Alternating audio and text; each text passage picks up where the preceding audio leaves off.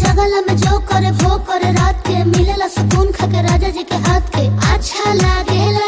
कमर ककरी से भइल काटा हराबा हो गलिया लागेला जान टमा डराबा हो गलिया लागेला जान टमा डराबा हो।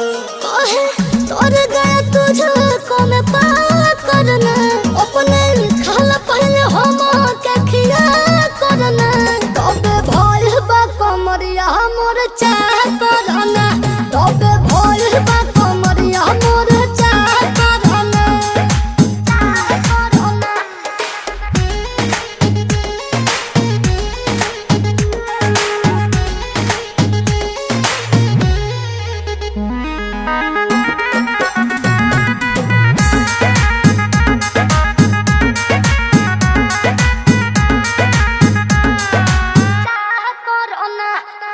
प्रिंस प्रियांशु के प्यार देखे धांसो हर घरे जरत रहेली मोर सासु